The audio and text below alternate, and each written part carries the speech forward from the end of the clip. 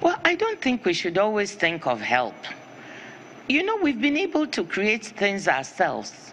I'd like us to look at what is going on and say, how can we adapt what is going on to our own situation? We have our own young people, many of whom are very, very creative. The problem we have is that, you know, there are people who, we are not as fortunate in having venture capitalists invest in our young people when they have new ideas. But my belief is that we should be looking at what there is in terms of these new technologies and saying, how can we adapt it to our own situation? And being very creative. And look, if M-Pesa was not invented outside, it was invented in Africa, in Kenya, and everybody is using it. Do you know that in India, I met with the Self-Employed Women's Association. There are 2.5 million of them in India, and they are using M-Pesa. So I believe that we too can be part of this creation. So that's the first point. But once we have these ideas and we create, I know we need additional support to find the resources to invest in them. We don't have enough people on the continent who are venture capitalists. And again, you know, so we need others to come in. We are here in Korea, and they've declared their willingness to support us. Korea is one of those countries that is a leader in smart infrastructure, smart cities, robotics, smartphones. They are known for that. So what we can do with them is ask them whether they are willing to share their knowledge, whether they are willing to support indigenous knowledge created by our own people, whether they are willing to invest, and then we harness all of that, and they've declared themselves willing. So it's up to us, our leaders, but also our young private sector people, to be able to tap into that. When you look at what has been achieved on the African continent and where the fault lines really are, how much more would you want to see African leaders do moving forward? We've been learning since the Asian miracles, the Asian tigers. Here we are again, 20 years after, since the mid-90s, and we're still learning from Asia. Well, we are so behind. We are so behind in what we need to do. But the reason I don't want to discourage is because I see we also have the people who can put us at least at par. And those technologies exist. But we need to do certain things. If we don't change some of the ways in which we are doing business now, it's not going to happen.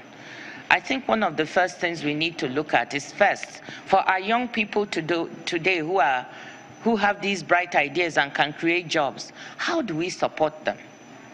What can our policymakers and leaders do? You know, in Nigeria at one time, we went into this support for entrepreneurs, and we were actually quite successful. We supported 6,000 entrepreneurs who had ideas by giving them grants to expand their businesses and employ other people, and they created thousands of jobs.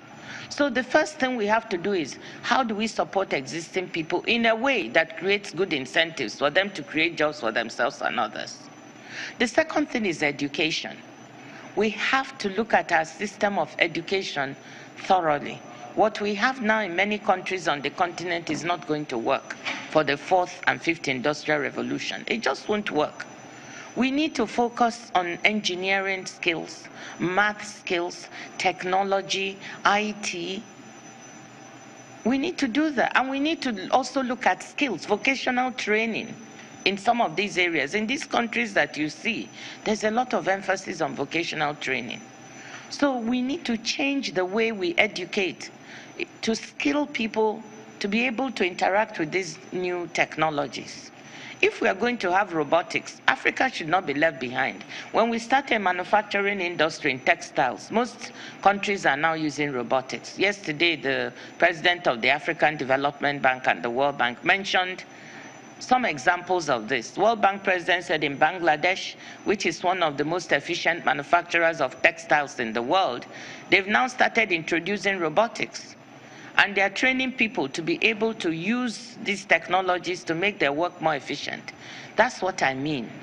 How do we train our people to be able to interact with the new technology and use it? But do you have some concerns? And this is my final question. Do you have some concerns about this fourth industrial revolution and its impact on Africa, whether it's in terms of jobs and other drawbacks that you think would happen? Absolutely. I think there are two things. It's not all a plus. There are also some minuses. Like I said, The emergence of robotics, for instance, robots that work in industry and manufacturing, means that some jobs are no longer being done by humans. They are being done by these machines.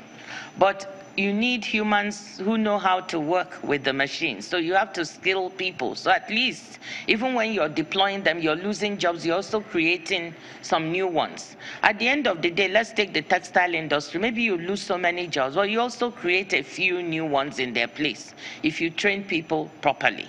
The other thing is that if we can skill our people so that as these new technologies come in and take over old jobs, they are able to create new ones in the service industry, in agriculture, in other areas, in entertainment, and so on. Actually, there have been many studies showing that it's not only in manufacturing we will lose jobs eventually, even in accounting, even in legal.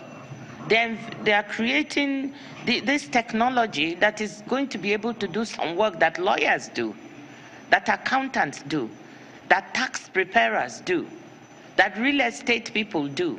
So people in those professions have to prepare themselves that their jobs may be lost. How do we make up for it? Whilst these jobs are being lost in these areas, jobs are being created in other areas. Look at Uber. That's an app developed by someone, and that company is now worth so many billions you cannot even imagine.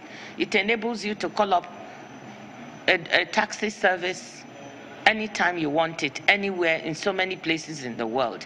But it creates jobs for so many people driving their own cars, employing themselves. So what I'm trying to say is, as jobs are dying in one sector, can we Africans be clever enough and quick enough that we also create our own apps, our own applications, and seize on that technology to create new jobs? Nigeria's former finance minister and the chair of Gavi Vaccine Alliance. When we return, the stock market is wobbling through the first half of 2018. Even as we wrap up the month of May in another 24 hours, we have a research analyst views on not just the equities but other asset classes. You stay with Business Morning. We're right back in 2.